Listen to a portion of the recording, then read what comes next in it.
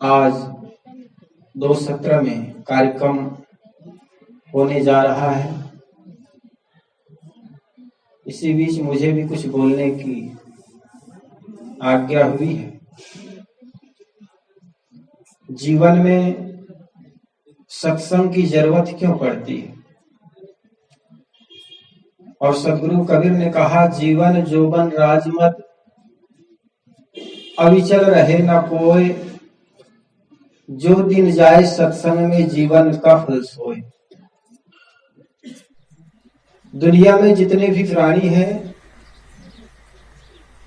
उनको कभी कोई पूजा पाठ, कोई सत्संग करते हुए नहीं देखे होंगे, नहीं सुने होंगे। कोई प्राणी है जैसे हाथी है, शिवलिंगी की मूर्ति को उठा करके आरती घुमा लेता है, वो तो सिखाए जाते हैं।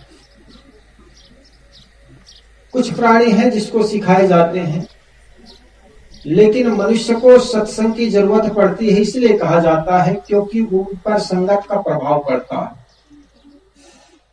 गाय का बछड़ा है, कुत्तों के पिल्ले के बीच रहे तो गाय का बछड़ा मांस खाना सीख नहीं जाता है। बकरी का बच्चा कुत्तों को बीच रहे तो भी बकरी का बच्चा कभी कोई मांस खाने सीख नहीं जाएगा। वो प्राकृतिक जीवन जीता है। प्राकृतिक में जो जीता है उसे पशु कहते हैं।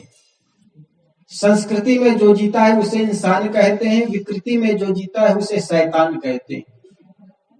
इंसान प्रकृति में, संस्कृति में जीता है, एक दूसरे को देख करके, समाज में रह करके जीता है, एक दूसरे को देख करके जीता है, सीखता है। मनुष्य का एक बच्चा हो, शुद्ध शाकाहारी हो, लेकिन कुछ दिन उनको मांसाहारी बच्चों के बीच रख दो, मांसाहारी मनुष्यों के बीच रख दो तो मांस खाना सीख जाएगा। गुटखा खाने वाले शराबियों के बीच रख दो तो गुटखा और शराब पीने खाने लग जाएगा।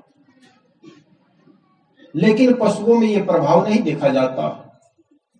जिंदगी भर एक शराबी आदमी अपने पास कोई गाय पाल ले और गाय को पाल करके वहीं पर शराब पीकर रहे तो प्रभाव गाय पर नहीं पड़ जाएगा, लेकिन मनुष्यों पर पड़ जाता। इसलिए साहब कहते हैं, संगत कीजिए साधु की। साधु अच्छे आदमी, जिनका खान पान शुद्ध हो, जिसको साहब जी के अनुसार कहे तो गुडमैन। और इसी सबसे हमारा अधिक धन बर्बाद होता चला जाता है। पूरे हिंदुस्तान में सबसे अधिक शराब भारत में, ये छत्तीसगढ़ में पी जाते हैं। और आए दिन संतों का सत्संग बराबर होता भी रहता। कभी कभी सोचते हैं कि हम ही लोग खराब हैं कि हमारे सत्संग सुनने वाले खराब हैं। सत्संग कहते कहते संतों के समय बीत जाते हैं, सुनते सुनते भक्तों के टाइम पास होते चले जाते हैं और जीवन जहां के तहां रह जाता। जीवन में जरा भी परिवर्तन नहीं होता। कारण क्या है, कभी सोचे? हम तो वैसे ही है, चाहे जितने कहे, लेकिन खूंटा रहेगी अपनी दर पर। 5 पंच आए, 2 भाई लड़ रहे थे। एक भाई कहता था यहां से हमारी जमीन है, दूसरा कहता था नहीं, यहां से हमारी जमीन। पंच बुलाए गए, पंचों ने नाप करके खूंटा ठोक दिए। भाई ये खूंटा से इधर उधर ना होना, ये जमीन के बीच एक रेखा है। छोटा भाई ने कहा ठीक है, खूंटा तो ठोक दिए, कोई बात नहीं। खूंटा ठोक दिए तो कोई बात नहीं, खूंटा तो अपनी दर पर है, लेकिन हमारी जो जमीन है खूंटा के उस पार है, वही हम मानेंगे। संत चाहे पंच जतना कह दे, लेकिन मानने के लिए तैयार नहीं। ठीक इसी प्रकार संत लोग आकर के हमें उपदेश देते हैं, बात कहते हैं, लेकिन हम यही मान बैठे हैं कि हम जो जीते हैं या हम जो करते हैं वो अच्छा, चाहे 1000 कहे। साहब कहते हैं, कभी एकांत में बैठ करके अपने आप को पूछना, आखिर मेरा क्या है। कभी अवसर बने, सुबह का सत्र हो, कमरे बंद कर देना, जहां कोई ना हो, एकांत हो,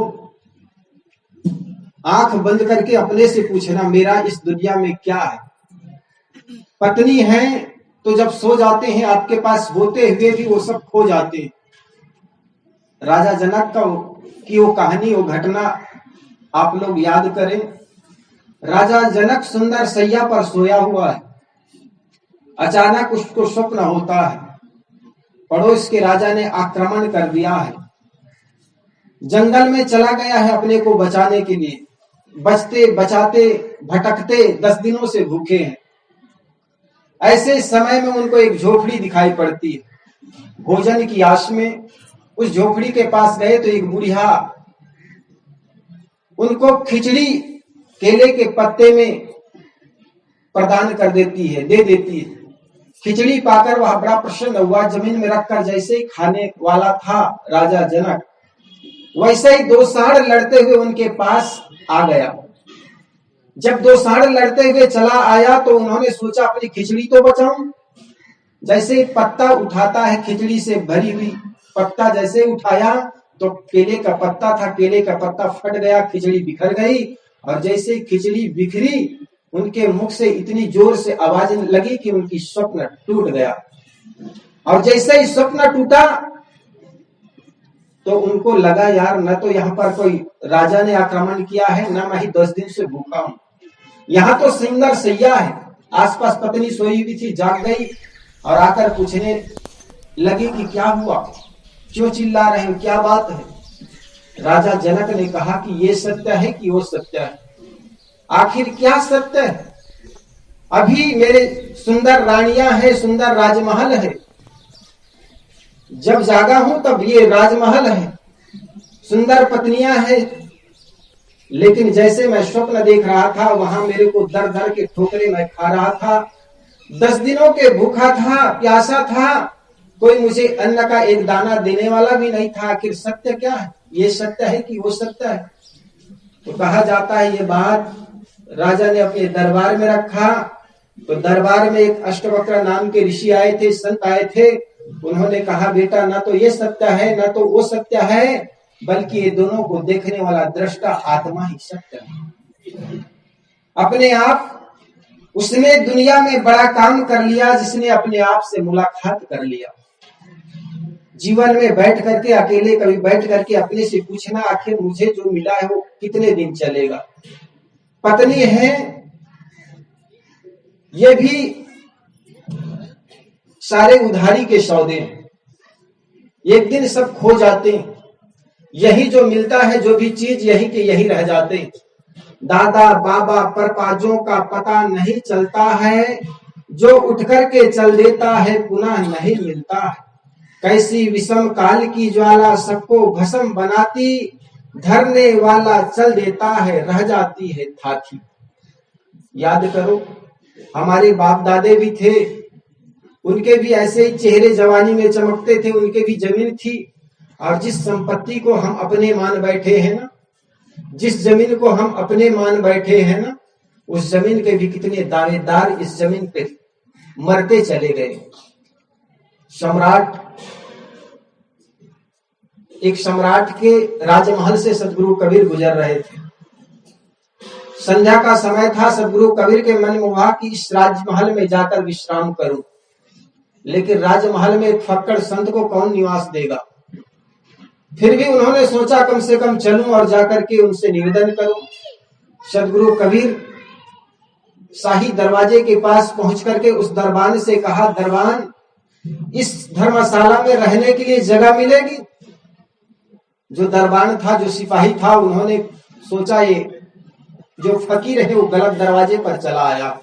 उन्होंने कहा, बाबा ये धर्मशाला नहीं, ये राजमहल है।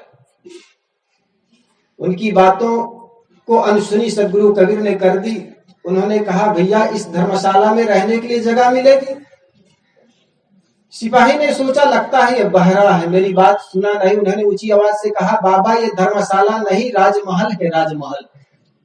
सदगुरु कबीर इस बार तो एकदम पक्का बहरे हो गए। उन्होंने फिर कहा, भैया इस धर्मशाला में क्या रहने के लिए जगह मिलेगी? चौकीदार ने सोचा लगता है पक्का बहरे मेरे दरवाजे पर आ गए। उन्होंने ऊंची आवाज से फिर कहा, बाबा ये धर्मशाला नहीं, ये राजमहल है, राजमहल। सदगुरु कबीर ने कहा, अच्छा ये बता, इस राजा के पहले कौन थे राजा? कहे इनके पिताजी। कहे उनके पहले कौन थे? कहे इस राजा के दादाजी। अच्छा ये बता, ये राजा जब नहीं रहेंगे उनके तब कौन रहेंगे? इस राज्य का संचालन कौन करेगा? कहे इनका बेटा। कहे ये भी नहीं रहेगा तब? जब उनके बेटा भी चले जाए तब? कहे उनका पोता, बेटा का बेटा, जिसको नाती कहते हो। सदगुरु कबीर ने कहा, अरे भले आदमी, एक चला जाए और दूसरा आए, उसी को तो धर्मशाला कहते। कहा जाता उसी क्षण छत में राजा टहल रहा था, सुबह का सत्र था, छत पर टहल रहा था। उन दोनों के जैसे ही चर्चाएं हो रही थी, बातें संवाद हो रहे थे, सम्राट उनकी बातों को सुन ली और उनके मन में हुआ कि लगता है आज कोई सच्चा फकीर मेरे दरवाजे पर आया हुआ है। उन्होंने नीचे आया और सदगुरु कबीर से अनुनय विनय किया, संत भगवान आइए, विराजमान होइए, वास्तव में ये राजमहल नहीं बल्कि धर्मशाला। और कहा जाता है उस धर्मशाला में रात भर सदगुरु कबीर ने उस राजमहल में निवास किए और रात भर ऐसे ज्ञान चर्चा हुई जिससे वो सम्राट ही फकीर हो गए। सदगुरु कबीर की बातों का इतना प्रभाव पड़ा कि वो फकीर की बातों को, सदगुरु कबीर की बातों को सुनकर के सम्राट भी फकीर हो गए। और उनसे सदगुरु कबीर भी इतने प्रभावित हुए कि उन पर एक पद बना दिए, सुल्ताना बलख बुखारे दा, शाही तज कर लिया फकीरी, सदगुरु नाम प्यारे दा। तब तो खाते लुकमा उमदा मिश्री कंद छुहारे दा, अफसो रूखा सूखा खाटे सांझ सकारे दा। तो जीवन में हम जिसको अपना मानते हैं, किसको अपना कहते हो, यहाँ कोई न तेरा अपना, माया की नगरी है जीवन एक सपना। उमा कहो सुन अनुभव अपना, सत हरि भजन जग